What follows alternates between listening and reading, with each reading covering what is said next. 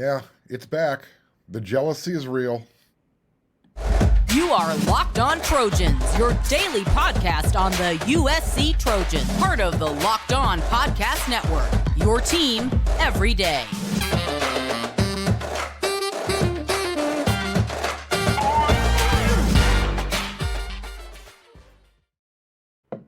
Hey, fight on, everyone. I'm your host, Mark Culkin, and thank you for making Locked On USC your first listen every day.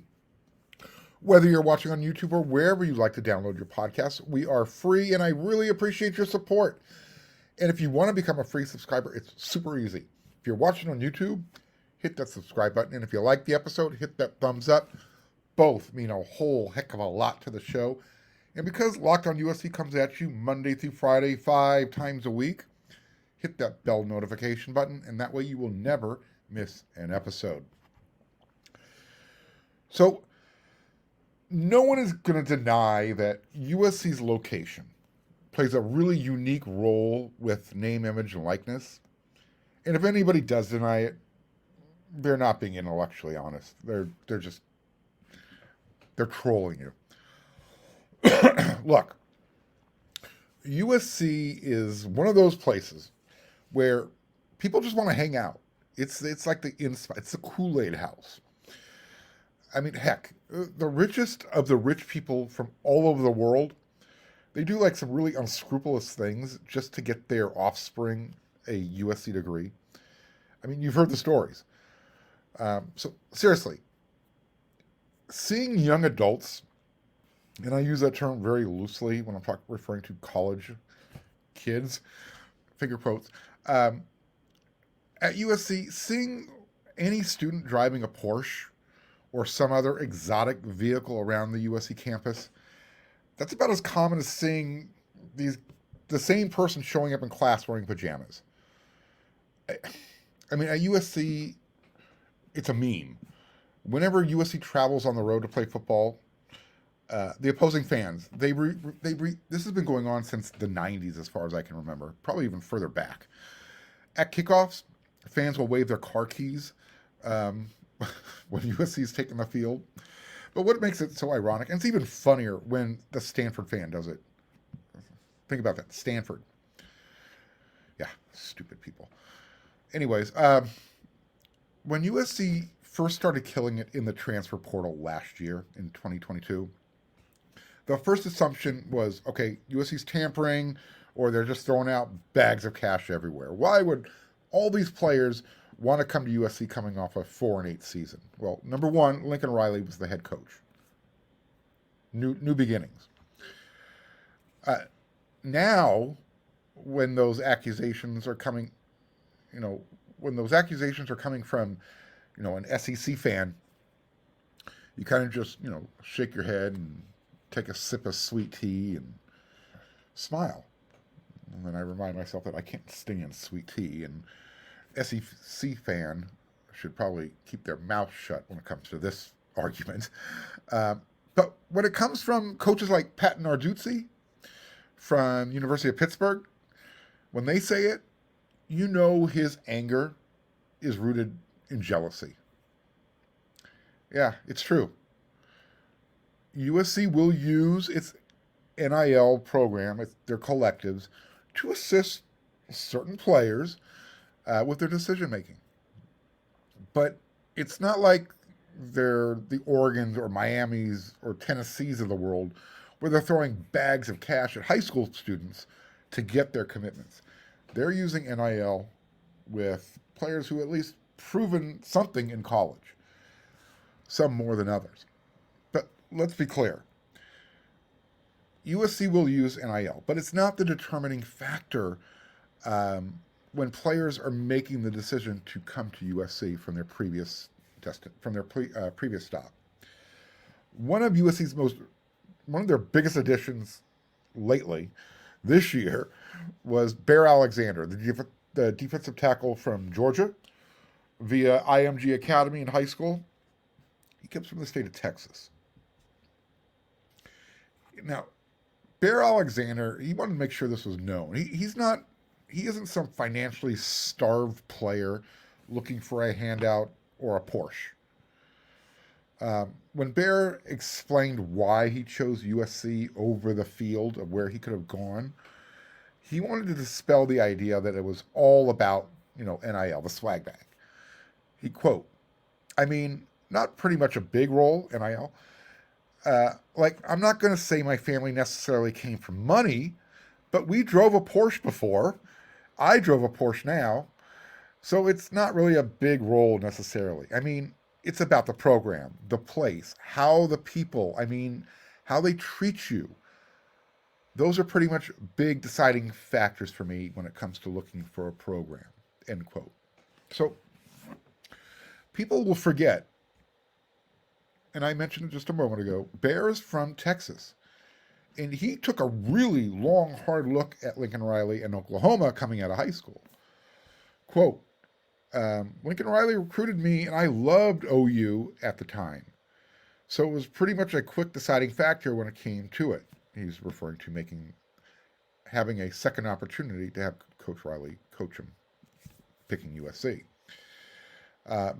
Bear also said he was able to speak to defensive coordinator Alex Grinch while he was out on his visit and how he would be used in his scheme in the defense.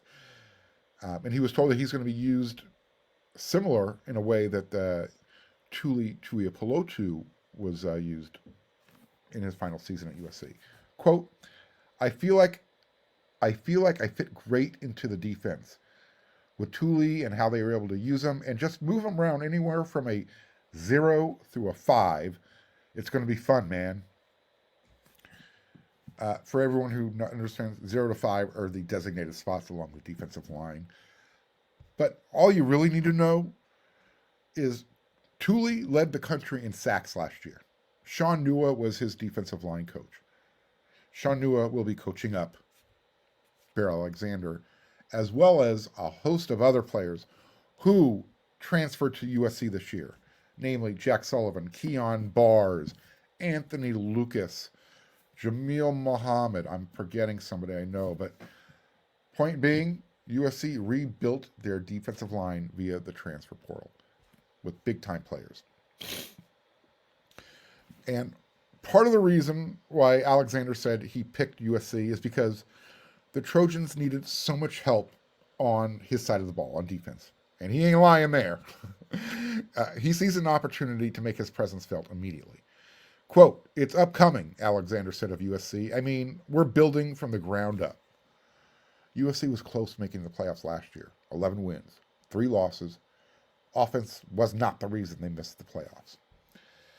So, I love when the jealousy factor is running rampant. And it's starting to get really thick out there. It means USC is back. Or everyone is afraid of what will happen if USC actually makes the playoffs and wins a championship. Let me just kind of tie a bow on this segment. Last season, Jordan Addison transferred to USC from Pittsburgh. If you're not aware, Jordan Addison just became wide receiver university's USC's latest first-round draft pick. The Minnesota Vikings took him number 24 overall. So who's the next player that wants to hear USC associated with their name at the NFL draft? This is a question that players who are playing elsewhere are going to want to say, I can get the best of everything out at USC. You want a sure bet? Bet everything you have on Caleb Williams being the number 1 overall draft pick in 2024. He would be the number 1 overall draft pick this year if he was eligible. He came to USC, and when that happens next year, when he becomes the number 1 overall draft pick, USC will now have the most number 1 picks overall. And that's going to make Oklahoma and their fans extremely jealous. Yeah, it feels good. You know what else is good? Built Bar. And if you're looking for a delicious snack, but you don't want all the sugar and calories, then you gotta try this. The best tasting protein bar ever from Built. You gotta try these things. And if you're like me, you want to try to do things healthier, but you don't want to compromise on taste, I've got just the thing for you. Built Bars and Built Puffs. These things are amazing. They taste great. And what makes Built Bars so good? Well, for one, number one, and it's all that really matters to me, they're made with 100% real chocolate. And they come in unbelievably great flavors like churro and peanut butter brownie and cookies and cream. Yum. So I'm not sure how Built does it, but here's what you need to know. They taste like a candy bar, but they're not. And you're going to get a whole lot of good things, like only 130 calories, only 4 grams of sugar, and you're going to get a whole whopping 17 grams of protein. That's all good. And now you don't even need to wait to get a box. You don't have to order them online. If you're near Walmart or Sam's Club, you're in luck. That's right. Head to your nearest Walmart today, walk to the pharmaceutical section, go grab yourself a box of Built Bars. You can pick up a 4-bar box of cookies and cream, double chocolate, or their coconut puff. And if you're close to Sam's Club, even better, run on in, grab a 13-bar box. They have their hit flavors of brownie batter puff and churro puff. Let me know. Thank me later. All right. One of the least appreciated, as well as the least utilized position groups at USC is the tight end room. Look at me. I'm a hypocrite. Not really. They're the last position group we're talking about here on this series as we close out the week of Locked on USC. Last week I broke down the defense. This week we're doing the offense. I saved the tight ends for last. Jude Wolfe, Ethan Ray, Josh Follow. USC has had so much talent come through the recruiting circles at the tight end position. It's almost sad. But that position has always been hurt. It's always injured. And look, no one, especially me, is blaming the players for injuries. I'm just stating the facts. That position has been snake bit. Look, let's just take Josh Follow. Every spring he was at USC. I think it was like 6 years. He would flash something special. Then you'd see it once during the season. The end. Ethan Ray, one of the top tight ends in the class of 2018. He was hurt the moment he arrived at USC. He's not even on the roster anymore. I hope whatever happens with Ethan Ray, I just hope good things. It's just a shame the young man never got a chance to see what he could be at playing football. Unfortunately, football's violent. And when injuries happen, that could be the last time you ever play the game. What about Jude Wolfe? Big Jude. I mean, he got to USC early in 2019. He enrolled early. And right away, he was hampered by an injury. He did play in a few games, so he was able to save his red shirt. And then in 2020, the COVID season, he caught 2 passes before breaking his foot. And then he missed the remainder of that truncated season. All of 6 games. I think he played in 3. And then finally in 2021, we saw what Jude was capable of. He got to play in 11 games. He started once, and I think there's a stat. 8 catches, 56 yards. And then he missed the California game, that last game of the season, for health and safety protocols. Last year, Jude, he got to show up in 3 games, Notre Dame, the Pac-12 championship game, and against Utah, and then the Cotton Bowl. And the only time he saw the field was on special teams, and that's because he spent the entire season rehabbing from that foot injury.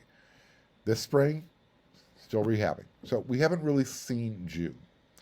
What we do know is Jude just keeps fighting on. And that's why I'm hoping this fall he gets that opportunity to show everybody why he was considered one of the top tight ends in the country coming out of high school and why USC was really lucky to have him. The star of the room, And the guy who's probably most likely to put up the numbers at the position this year is Lake McCree. Last season, he recorded 10 passes, 106 yards, and one of them went for a long of 31 yards, and he actually scored 2 touchdowns.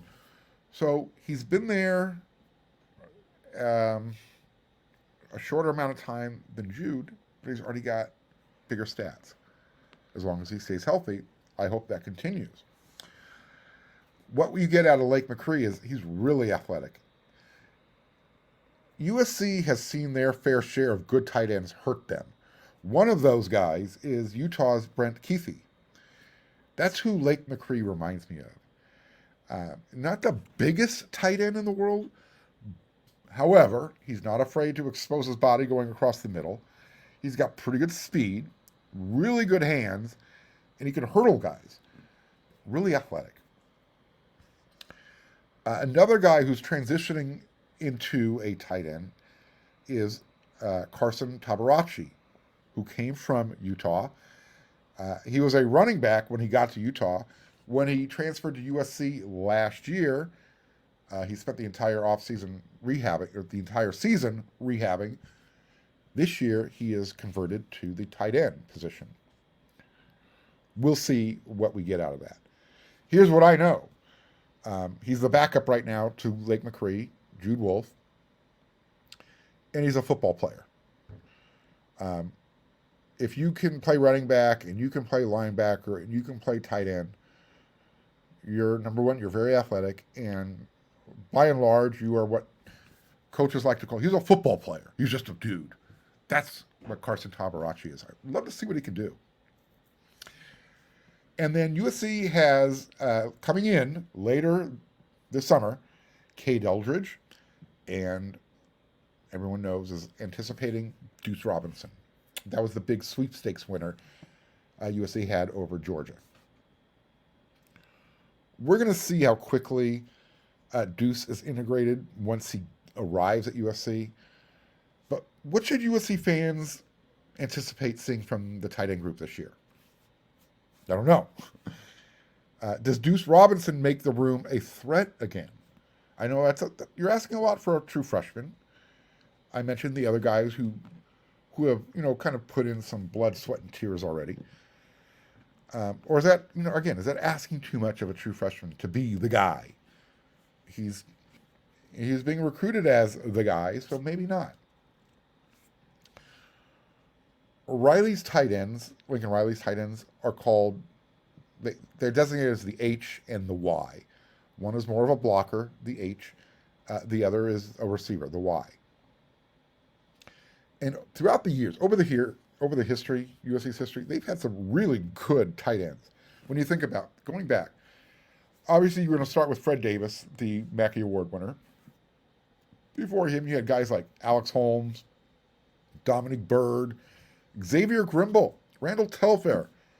Go further back, Hobie Brenner, Scott Galbraith. Even further back, Charles Young. The tight end is not a foreign entity at USC. But it's not the same position that your father or your grandfather grew up watching or playing. Today's tight end is literally, it's more of a hybrid role now. It's like a big wide receiver that they flex off of the line of scrimmage. It's like big fast dudes that create mismatches. And if you think of the NFL, guys like Travis Kelce, Darren Waller, Kyle Pitts, George Kittle, those are major players in those teams' offenses. In fact, I think those guys lead each of those teams in receptions. That's how a tight end can be used. Excuse me. So maybe Deuce is the next guy to be USC's next Mackey Award winner, or big time tight end. Here's where we should start. How many catches should that position group have this year? I mean, remember, there's a lot of weapons on the outside and in the backfield. So is 3 catches per game too big an ask?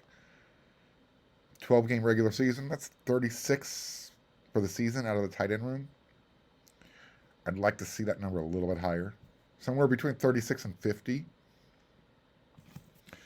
Be interesting to see how the tight end is utilized in 2022.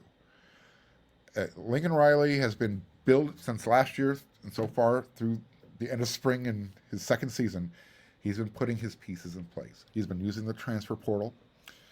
He built up the defense. He found some nice pieces on offense to fill in. We talked about that over the last week. But now I think the final missing piece in Lincoln Riley's offense is that tight end spot. Just a couple of other quick notes on recruiting as far as tight end is concerned. Today, Zach Hansen gave an offer to a class of 2025 prospect. His name is Jack Van Dorselaar. I know nothing about him. He's a class of 2025. I'll figure it out soon enough. I'm focused on 2024. And we, as USC fans, should already know. If not, I will remind you, they actually have a commit from a tight end in 2024. His name is Joey Olson. And don't forget, Walker Lyons, who is a member of the 2023 class. He will also be at USC in 2024 when he finishes his missionary work. He's over in Norway right now doing his job. So we know this. This is what we know. The staff can sell the position to recruits. Now what we need to find out is, can they produce on the field? The fall will be here soon enough. We'll all find out together. It's Friday. It's the end of the week. What does Mark love to do? I like to rant. This is not going to take really long. However, question. Why is the Big Ten Conference hiring Pac-12 officials? Answer, because they can. So, is this a troll job? And I'm not sure who's being trolled here. Is USC and UCLA being trolled? Or is the Pac-12 being trolled? First of all, the words Pac-12 and their best officials are being hired away by the Big Ten. Pac-12 and best officials, that's an oxymoronic statement, and those words should never be used in a sentence together, ever. Secondly, I'm starting to wonder, do I need to be concerned about the people making the decisions at the big conference? And I need to have a better understanding of what their idea of what good is. Because anybody who's watched Pac-12 officiating in football, it's a national punchline. It's a joke. I mean, it's a hard watch. And I know fans all over the country complain about their own officials, but I've never heard ESPN and other networks make jokes at the expense of the Pac-12 and their officiating. That happens on the regular.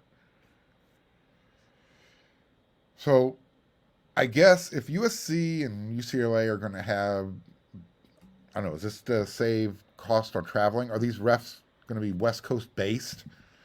Are they going to be doing all of USC and UCLA's home games? Yeah, that's a scary proposition.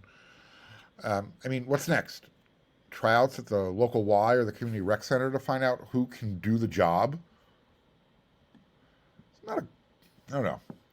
I would think that there are enough officials all over the country, maybe even in lower levels, maybe not Power 5 divisions that the big can go poach officials away from. Leave the Pac-12 alone. You got the best. You got USC. You allowed them to bring UCLA along with them. Leave the skeletons in the closet. They don't need to bring all the baggage with them. That's all I'm saying. Literally, because I thought when USC joined the big, it was going to be one of those friends with benefits types of things, where USC is going to get a lot more money and better officiating. Don't make me reconsider this whole thing. I'm kidding. I'm more than happy. USC cannot wait. I know the fans cannot wait to join the big conference. This is USC's final swan song, their farewell. And I'm sure it's going to be an interesting season, officiating, on the road with fans. I'm looking forward to it. Nevertheless, I think the Big made a mistake here. Hopefully, they can train and develop the officials better than the Pac-12, the Conference of Champions. All right, everybody. That's the end of this episode. I'm going to be back next week, having another 5 episodes for you. There's always something going on. I'm sure there'll be some recruiting information I can break down for you.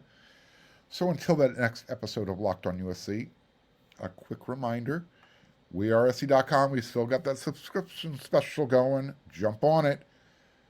But you will always make Locked On USC your first listen every day. So until then, everyone, you know what to do. Put up that victory sign.